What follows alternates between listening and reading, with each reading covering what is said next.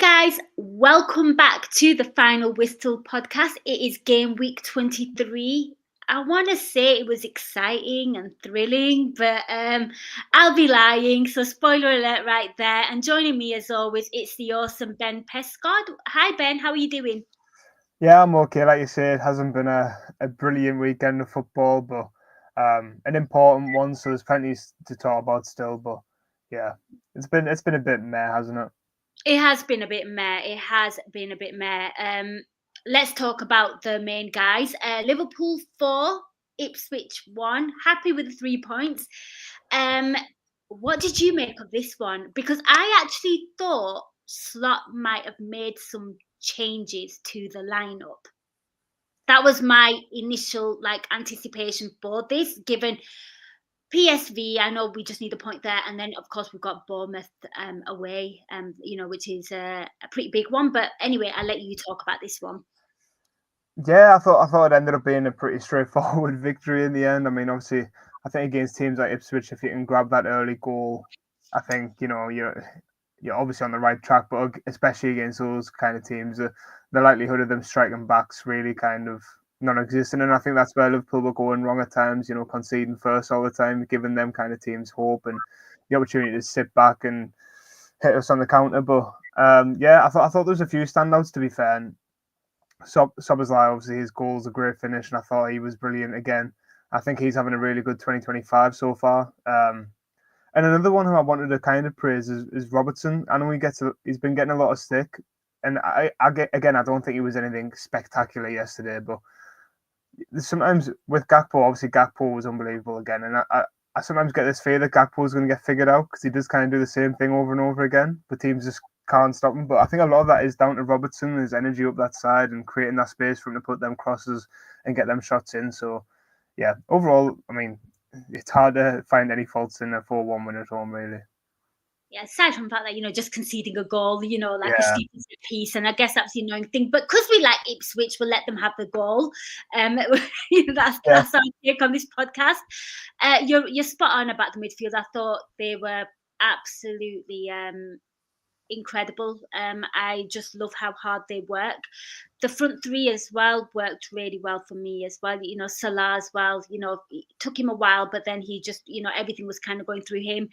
Match of the Day did quite a good analysis on the defense as well. I don't know if you watched it, like just how like the defense kind of is quite forward thinking. I mean, I know they didn't have an awful lot to do in that game, but you saw Konate's pass for Szoboszlai's yeah. goal. Like how important they are to the attack, and how like it's another like sort of asset to this attack. But we knew that already. It's always done that. Yeah, But it was nice to see like a solid defensive display from them. One thing that really impressed me about the Reds, Ben, and I want to get your thoughts on this, was when I was watching that game. I don't know if you were there or not. I might even ask him. Just jumped on the screen. yeah. That it just felt like easy watching. Like I just felt like it was a very calm, relaxing. It was like almost like meditation. Yeah, well, I've heard a lot of people saying that the football industry is like opera, whereas Klopp's was like heavy metal, and that yesterday was that wasn't it? It was quite, um, yeah, I completely get what you mean. Not like friendly vibes, but I think we were that much better than them that it almost became a bit of a training drill. Yeah. Um, and just on that whole defensive kind of playing out from the back, I don't know if you saw Slot's analysis thing with Rio Ferdinand, and he spoke about that the whole idea of Konate and Van Dijk getting the ball through to their midfielders a lot more rather than playing out wide. Um, and that's exactly what happened, like you see on Szoboszlai's goal. Absolutely. And you spoke about Robertson there, but I thought Trent was back to his Yeah. imperial self in this game as well. He was fantastic. Quick one though, what did you make of the yellow card for Enciso on Endo? Like, I can't get my head around it. I mean, I saw it was actually an Arsenal fan saying this. You'd get sent off for that in rugby, never mind in football. Yeah, I don't know how that's not a red card. And then like I know we'll get onto it, but you see what Lewis Skelly got sent off for Arsenal, and that's a red card. But then Endo getting kneed in the face isn't. I don't know. I found it a really bizarre decision, but thankfully Endo was all right. And I think it's one of those where if we aren't I think it was 4-0 at that point, wasn't it? If we aren't 4-0 up, I think maybe they send him off. I think Yeah, it's maybe one of those where it's a bit of a pity kind of decision.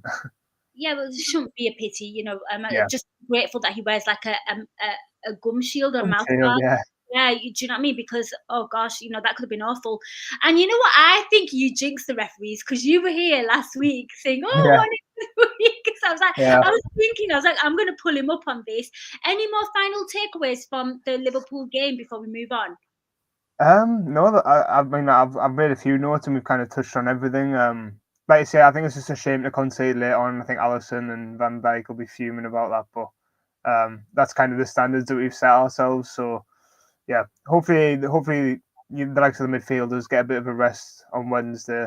I'm not too bothered. He could make 11 changes, and I don't really mind, especially with the way the tables work. And I looked the other day, and apparently, even if we finish top, we'll get like Man City, Real Madrid, or Bayern Munich or something. So yeah, I don't really. I've got no interest in playing a full strong side on Wednesday. Sounds fair and sounds completely reasonable. Right, we have spoken about the main ones. Who should we talk about next?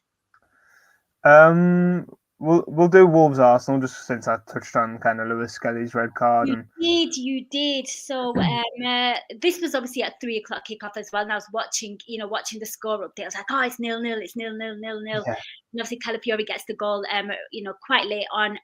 But talk to me about this one because there was one key talking point in this one.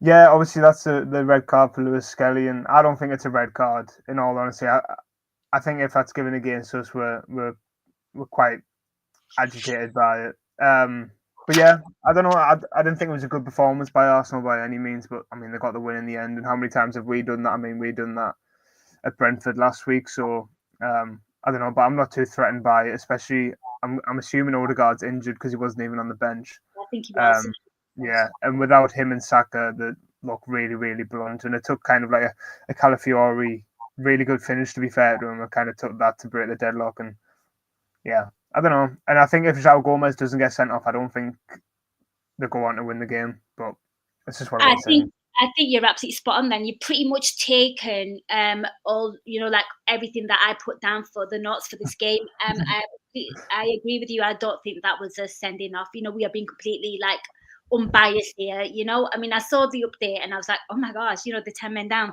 And it was funny because after they got 10 men down, I thought Cunha had a few good chances in that game, Yeah, and he could have usually he puts them away. But you're right. I do feel like the João Gomez you know that would two have been so funny if Cunha scored against Arsenal. By the way, given obviously the that whole yeah they're going after him, and all the fans are mm, they have this tendency to like treat players that they're going after as their own already. They do not. I don't know if you saw when Isak played at the Emirates, he was getting off the coach and like all the Arsenal fans were like shouting "Welcome home" and stuff to him, and then he went and scored. stop telling me these things. It's so bad. It's so cringe. Yeah, it is really, really bad. Yeah, I understand now, like how the manager kind of rubs off on them. But yeah, I looked at the stats as well. The XG was low on both sides as well, so it looked like a turgid kind Yeah. of game, But fair play, they got the 3 points. Who next? We may as well get Man City Chelsea out the way as well. Let's talk about this one, right? So it finished 3-1 to Man City. It looks like they're kind of fighting back. I felt like Chelsea just made problems for themselves, and we'll talk about Yeah. who is maybe the main culprit for that. Um, and of course, Pep made a couple of new signings. They made a start. One had a really decent performance. One I feel bad for because I feel like defenders always get highlighted when they make a mistake. He's a young kid, got thrown way into the deep end. One thing I will say though, and I want you to talk about the game. I like the fact that City fans were really supportive of him. And me and my brother spoke about this, and he was like, "Well, what do you mean? Like, of course they would." And I was like, "No, you don't understand. I don't think Man City have ever been in a position where they've had to get behind a player. Like they've Yeah. always been, aside from this season in modern day. So Yeah. I like that from Man City. So I'll give them props for that. Yeah. It would be very easy for them to kind of become really spoiled and Mm. kind of hound them for that. But yeah, it was a better performance from City, but I think Chelsea have got to be kicking themselves. I mean, Kasanov, obviously we touched on it. I think there was a graphic about 7 minutes in where I think he'd lost possession 6 out of 7 times and had an error leading to a goal, of course, and then got booked. And they just once they went 1-0 up, they kind of just stopped all the pressure. I mean, they had that one where I don't know if you saw it, where Palmer tries to square it to Jackson. Oh God, that was so. I was just like, "What are you doing?" Normally, you put It's them such a away. I bad don't know pass. what Yeah. was going there. Whether he didn't want to. Has he scored against Man City before? Has he? I don't know I what don't was think the so. thought process behind that. Like, is it out of respect? It Oh, was. I think he scored a penalty against him at Stamford Bridge last season, and I'm Okay. sure it was like 4-4 or something, and he scored a penalty pretty late on. But yeah, I don't know. I've always said this about Palmer. He's a brilliant player, but it just seems to kind of go missing.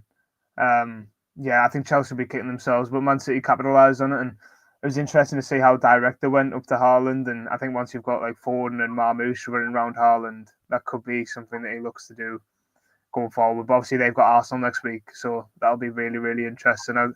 It's going to be weird, probably for the first time in over 10 years, that we'll probably want Man City to win. I'll take a draw. You know. I see. I It's know still you're a bit nervous, anxiety. aren't It's you? still giving me anxiety, so I'm taking a draw. Yeah, I looked at Man City's fixtures actually earlier, and they've got quite a few hard games left. I think Okay. they've got to go away to Man United, which I know you can kind of take that as you want, but away at Spurs, which again, take that how you want, but they always struggle against Spurs. So I don't know. I'm not too worried about Man City yet. If anyone's going to win, I'd rather Man City win, but a draw would also be a good result as well. Fair, fair. And we had a comment there about Mamouche earlier on as well in the live chat. Yeah, Sanchez is just a diabolical goalkeeper at this point. Yeah. That is where the upgrade is really needed. I think they really, really need a striker. They need an attacker, like an actual goal scorer. And I think the goalkeeper. But if I was to address one, for me, it'd probably be the goalkeeper first. Yeah, it has to be. I'm surprised I haven't signed one in January, to be honest. I don't know what he's doing on the Haaland goal where he comes out and just stops.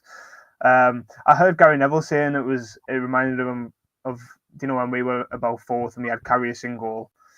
Um, Yeah. yeah, it reminds you of that kind of vibe where they're obviously a good team with a lot of potential, but the keeper spot's kind of holding them back. Um, and as Liverpool is red says, we should sell them Kelleher. I mean, to be fair, I think we spoke about this a few weeks ago about Kelleher, and we were like, just hold on because they're in a title race. But now, I mean, if they came in with 40, 30 million for him, I mean, it would be interesting, but I don't see us doing any business in January, whether that's out or in, to be honest. Yeah, it looks like a really, really quiet, turgid transfer window for Liverpool supporters. That is all I'll say on that one. But I still wouldn't sell to them because I believe that they're a few pieces away from becoming a threat. Yeah. Sorry, I'm really bitter like that. But then who do you sell him to? Do you No, sell no, I do get that. Yeah, I do get that. him? Because, like you say, I do think a striker. I mean, you look at the midfield. The midfield seems to be starting to click, and you've got the quality of Palmer, and yeah, I don't know. I get what you mean. They are just a couple of pieces away, but it'll be interesting. And yes, Hato was at Anfield yesterday. I don't know if you saw that. Hato, I'm pretty sure. Well, anyway, allegedly Hato was at Anfield watching the match yesterday. So everyone's kind of jumping on that. Okay. I've been off social media, so I'm gonna have to have a nosy at that. But yeah, who knows? He might have been there to watch Ipswich. Yeah, yeah. Yeah, Who knows? yeah, complete, left field. Right. So we've spoken about the main ones. I think we should speak about this one because it's two informed sides. Bournemouth versus Nottingham Forest. It finished 5-0 to Bournemouth. Scary, scary prospect. I think the most shocking and alarming thing here is Nottingham Forest conceded 5 goals. Yeah, I did. I thought it would be a good game because obviously Bournemouth are on a roll and obviously Forest are on a roll, but I did not expect 5-0. And on the FPL team, I had Semenyo and Kirkers on the bench, Did you? so that's like 16 points or something that I've missed out on. But not that I'm bitter or anything like that. But yeah, it's gonna be a hard test when we go there next weekend, and that's why I would rest so many people on Wednesday if possible. And then after that, I think we've got a decent run of games, a couple of home games and stuff. So yeah.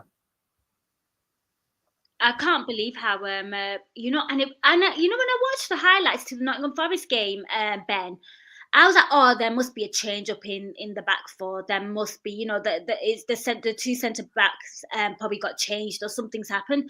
And I looked and they were all there, and I was like, my word. I mean, like Murillo was just completely out of position all the time. I just feel like they were just Bournemouth just knew exactly what they needed to do, and they were clinical and they were quick, and they just did not waste any time in attack. And that is actually quite scary. The fact that how they click.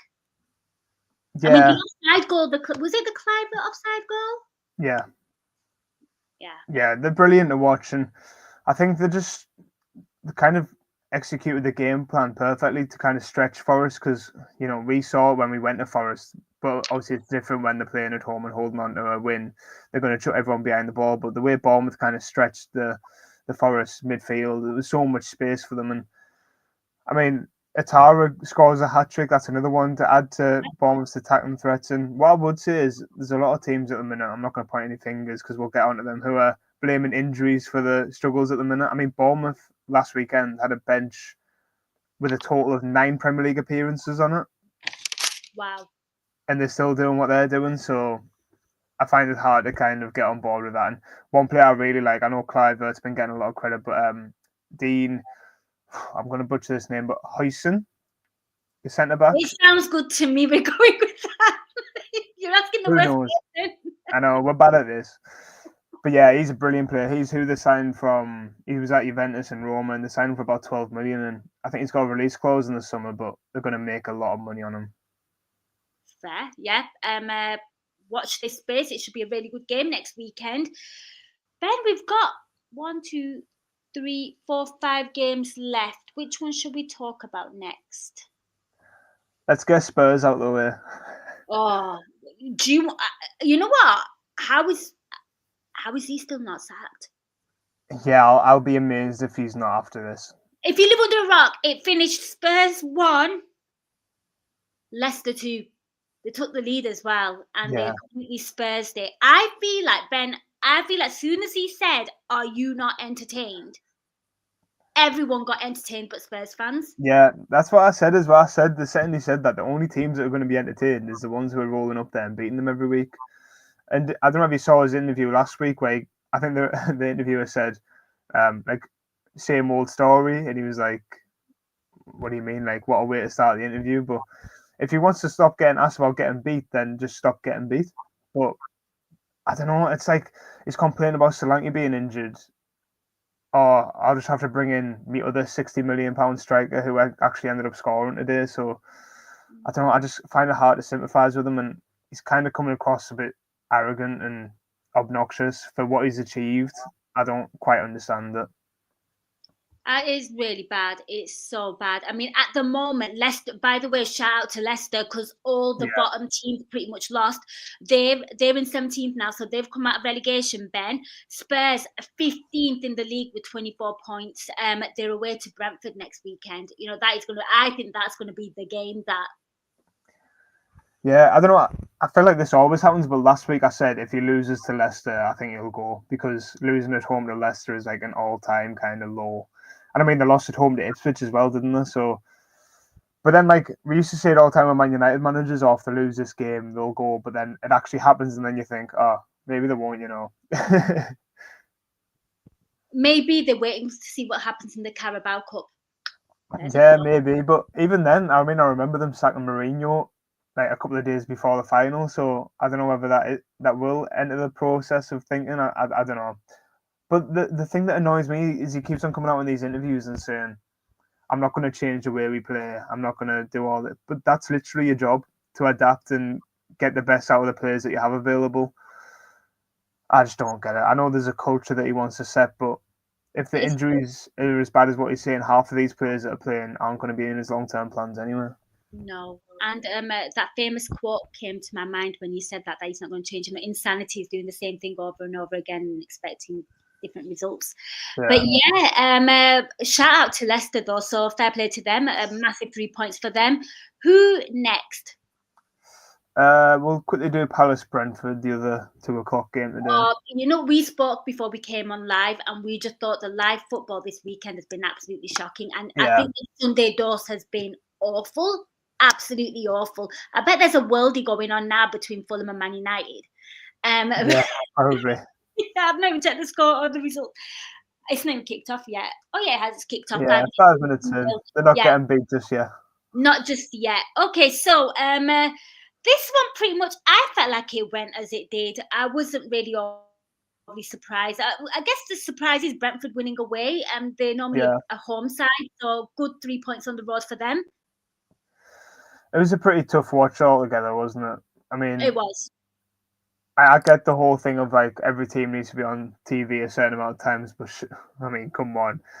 It was a bit of a strange pick. I mean, even Jamie Carragher was on punditry for it, and he said it's got 1-1 wrote all over, but kind of please stay and watch Yeah. because it's one of those where nobody was really thrilled to turn it on. But I don't know. It was just one of those where two probably evenly matched teams, and Brentford maybe just have the clinical forwards, the power stones in terms of Mbeumo and Vissa creating stuff. But yeah, what did you think about the retaking penalty? Did you see that? I did watch the retake of the penalty. What? Tell me what your thoughts were. I came I in thought after. I thought it was harsh. I mean, so you've got the box and you've got the D around the box, and Mhm. Gehi's foot was marginally in the D when he ran, and obviously he gets the ball before Mbeumo. But the stupid thing is, Gehi didn't even have to really clear it because it hit the post, so Mbeumo couldn't have knocked it in anyway because that's the rules. The keeper had to have touched it, but I don't know. I found it harsh, but So another controversial refereeing decision, Ben. I They're mean, really it's stacking up. it's it's probably right by the law, but it's just kind of nitpicking. Like Yeah. I don't know. I'm not a massive fan of it. And Romain Esse came on to make his debut and scored as well. I don't know if you saw it. He scored into I it. saw that he literally came on and scored. I saw Shada's goal as well, but I think I was when I saw him score, and I was like, "Oh God, Palace are really, really going to confuse me now because I've got Eze and Esse, and Yeah, I'm yeah. really bad with names." His celebration made me laugh. Obviously, they were still getting beaten. He was running off to the crowd, kind of knee sliding and doing his celebrations. And I think it was Mateta who went over and like pulled him away and said, like, get back to the centre circle. Yeah. So, But no, yeah, he's a brilliant player, man. He's definitely one to keep an eye on. He was at Millwall and he was one of the best players in the Championship and still really young. So, and Palace have a knack for kind of finding those players and making them even better. I mean, they've done it with Eze, so yeah, definitely want to keep an eye on. indeed, indeed. 3 games left. So we've got Southampton, Newcastle, Brighton, Everton, and we've got Villa, Hammers, which finished 1-1. Let's do Newcastle. Let's do Newcastle. Southampton take the lead. Isak with a couple of goals. Tonali scores as well. Some highlights for me from this one was Southampton's XG went up to 0.76. They had Wow. 12 shots and 5 on target. Wow. I'd love to know what their average is for shots on target per 90 this season. I can't imagine it being much, but No, I don't think it's yeah, much. in the end, it was pretty straightforward for Newcastle and probably could have and should have been more. Obviously, Isak scoring twice again. I mean, and Tonali grabbing a goal as well. Tonali's been brilliant. Yes.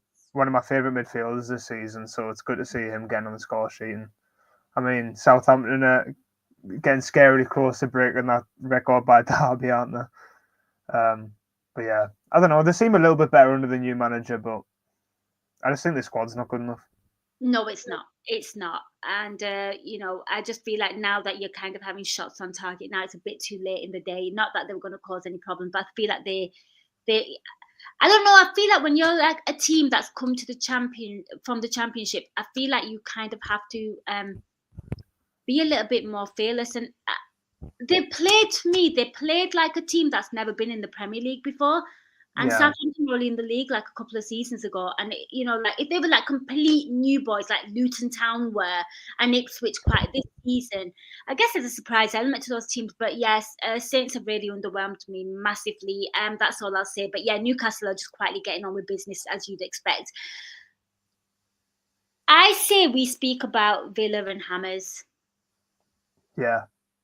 I thought it was actually an alright game to be fair. I couldn't. Um, yeah, I don't know. It was a tough one. I think it was kind of like a tactical battle. It was nice to see. I thought Paqueta was brilliant. I really like Yes. watching him. Um, Obviously he has his things with the betting things. Is has he even been suspended for that yet? Is he? I don't think he has yet. Apparently, it's meant to be a massive. It's going to be huge. Like Yeah, his 'cause punishment. I think it's just a UEFA ban, isn't it? Because I'm sure in the summer there was reports of him going on loan to like a Brazilian team or something for like 2 years or something, then coming back. I don't know. But yeah, I think he's brilliant. And I thought West Ham definitely looked better than what they had under Lopetegui. I think Potter's starting to work his stuff, and I'm kind of I've kind of got a bit of a soft spot for Potter. I do actually quite like him. I know he was at Chelsea, but I think he was dealt a really, really bad hand at Chelsea and it kind of ruined his reputation. But hopefully he can do something with West Ham. He's kind of done over, wasn't he, when Chelsea came knocking on his door? Because if he doesn't take it, he looks like a manager that lacks ambition. Yeah, Like he had to take it he because had to go. Yeah, he had to go and it wasn't like the best option for him. So yeah, it was a bit of a mad one. A bit like Nuno as well with Wolves and going to Spurs. It was like the big step up, and obviously they sacked him as well. But yeah, it's tough for managers. But yeah, they seem to be doing well. Villa, always kind of like underwhelmed after a Champions League game. I know they lost in the Champions League to Monaco, but the goalkeeper almost had a howler at the end as well. I mean, like, thank God they were all offside because that yeah, being like a smash and grab right at the end. yeah. There's just something not quite right about Villa. I said it last week as well. I can't really put my finger on it. I don't know whether it is just pure, kind of like getting a bit leggy but I don't know. They obviously brought in Marlon from Dortmund, um, so he might be able to bring something that's been missing. I think he might bring what kind of Diaby did last season for them. And then I think that I saw something today that the close to signing Foyth from Villarreal, who was at Tottenham. I'm guessing that's to replace Diego Carlos, who left during the week. So I don't know. I think Emery's got a big job on his hands. I think he could be one of those who's maybe a victim of his own success from last season, but. I don't think there's anything to worry about. No, I don't think they can get better or do better. I think he's taken them to like unbelievable standards. But yeah, they just got to manage it, and I guess a consistent level will need to be found. He's got a really good squad, though. When they're fully fit, he's very blessed like that, and I do think they play some nice football. Last game now, Brighton 0, Everton 1. What did you make of this one?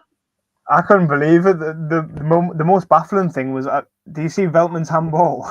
Yes, I did. What is he Can I thinking? talk about that? Right. I think it was a handball, but you know what got me? And I wanted to talk to you about this, and I put it in my notes. So, when the referee goes to the screen to go and look at it,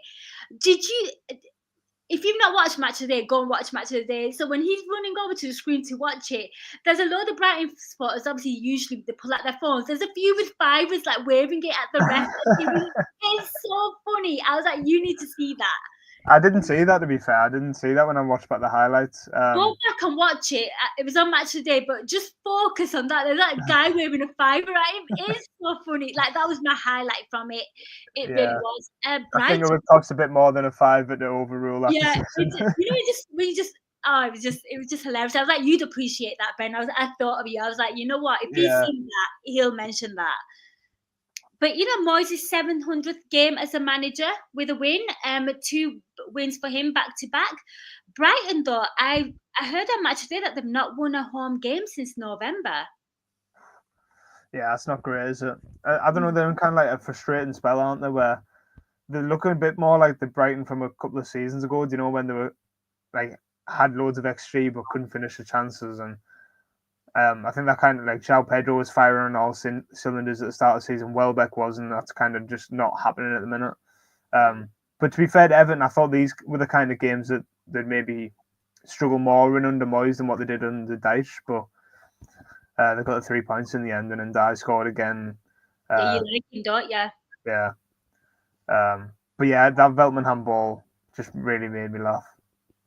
I think it was a handball. Yeah, it is. I don't know. I don't know whether he thinks he's been pushed in the back. I don't know whether he goes to like grab the ball or I don't know, but I don't know how he thought he was going to get away with it. I think people just tried it. Again, as maybe some points to mention, it was Calvert-Lewin was injured, but I think that's pretty much the story for Everton. I think they definitely need a striker. Better came on for them, but yeah, I think Everton are pretty much in the safe zone now. I think we've spoke about everything. Any final takeaways from you? Actually, I'll tell you what I did see the other, I think it was yesterday, about the Lewis Skelly handball. There was an Arsenal fan claiming that Michael Oliver, because he's a Newcastle fan, had sent him off on purpose so that he would miss the semi-final on Wednesday. I love a conspiracy theory in football, and But I feel like Arsenal fans have I've the best seen one. loads of people saying like, "Oh yeah, Michael Oliver, who's like trained 20 years of his life to get to this point, is going to risk his whole career by getting Miles Lewis Skelly sent off before a semi-final of all places." Although I do find it bizarre how close. I'm not feeding their conspiracy theories, but I just found it so strange how close he was, and he still gave a straight red. He was Yeah, literally right there, and I do find that really bizarre. And the fact that VAR wasn't there. Oh, humans make errors. That's normal. All right, a bad judgment, but VAR should have been there. Said, hang on a minute, have a look at that. I don't think it's I tell you, it wasn't in the Premier League, but I don't know whether you saw it. And if you haven't, you probably haven't. But if you haven't, go and have a look at it. One of the worst refereeing decisions I've seen. Sunderland were playing Derby last week, okay. and they scored a goal, perfectly good goal, and they ran off celebrating, went back to take the kick off, and the referee just blows and gives a foul like a minute after. And obviously, there's no VAR in the Championship, and like nobody actually knows why it got disallowed. It's like a massive conspiracy theory up here. Like nobody knows why it got disallowed. I mean, they Wow, went on to win the I'm game gonna anyway. But check this out. This look, yeah, like the conspiracy theories with refereeing decisions. I think it's a series that we need to yeah, entertain. But yeah, wow, I would be fuming at that, and of course no VAR as well. And I feel that refs should speak about this. I genuinely do believe that they should actually be held by the press to say yeah. You what should was have this. to come out and explain. Yeah. Yeah, a bit of accountability would be nice. But yeah, Ben, we have spoke about everything. Before I let you go, where can people find you on social media? And is there anything you're working on and you'd like to plug? So Ben Pesco Journal on Twitter is where you'll find everything. And I'm hopefully going to have a few interesting articles about football finance this week. Actually, I know there's been a lot of kind of debate about Liverpool's owners and where the money is and stuff. So I'm speaking to a finance expert this week, a football finance expert. So hopefully get some pretty interesting insight on that. Wonderful stuff, wonderful stuff. I'm sure a lot of Liverpool fans will be reading that, saying, where's the Fabinho money?" And Yeah, yeah. it So baffled me seeing the wage bill go up after letting all them players go. yeah, madness. But yeah, do give Ben a follow. Do check out his work. He does speak to some exceptional people, and his work is like top quality. So do check that out. For my part, I think I'll be back with Euro Incision this week. It's so weird talking about Champions League football in January, people. You're It's going so to be busy. There's 18 games on at once, isn't there? There's going to be I all sorts know, to talk I about. know. Me and Guy sat down like we can't do this. We're just going to talk about I think we're just going to talk about like the relegation. Like Yeah, the yeah. collapse. Yeah. Imagine doing this format for that. That would be. Oh my gosh. Oh my gosh. Yeah. And the annoying thing is, I mean, we're completely digressing, but hey, we're live. The whole, the match of the day Champions League coverage. I wish it was over 2 days. I feel like they just cram everything in. Yeah, Like the Juventus Bruges game, it finished 0-0, but they literally just showed the ref blowing his whistle and it was full time 0-0. Like one shot yeah, on time, and I was like, I've just not seen anything here. yeah, Really bad. yeah. It's mental. It is bad. But anyway, I'm completely on a tangent. There is a game of football on right now, guys, that you probably want to watch. Fulham and Manchester United currently 0-0. Guys, thank you so much for watching. Thank you so much for listening. A huge thank you to Ben as well. We'll catch you next week. Till next time, take care. We'll catch you soon.